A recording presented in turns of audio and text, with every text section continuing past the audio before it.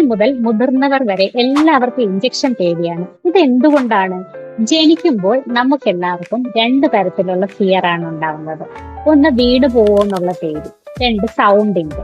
ബാക്കിയുള്ള എല്ലാ പേടികളും നമ്മുടെ ചുറ്റുപാടുകളിൽ നിന്ന് നമുക്ക് ഉണ്ടായി വരുന്നതാണ്.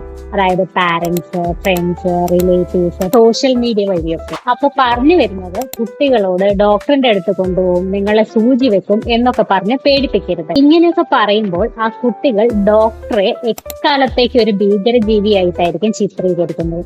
പിന്നെ അവർ ട്രീറ്റ് ചെയ്യാനൊക്കെ ഭയങ്കര ബുദ്ധിമുട്ടായിരിക്കും. ഇങ്ങനെയൊക്കെ നമ്മളും പണ്ട് കേട്ടത് കൊണ്ടാവും ഇപ്പോഴും സൂചിയോടും ഡോക്ടറോടും ഒക്കെ ഒരു പേടി. അതുകൊണ്ട് കുട്ടികളോട് എപ്പോഴും ഡോക്ടർ നിങ്ങളെ ഹെൽപ്പ് ചെയ്യുന്ന ഒരാളായിട്ടോ അല്ലെങ്കിൽ അവരുടെ ഫ്രണ്ട് ആയിട്ടോ വേണം പറഞ്ഞു കൊടുക്കാൻ. എങ്കിൽ മാത്രമേ ട്രീറ്റ്മെന്റിന് അവർ സഹകരിക്കൂ.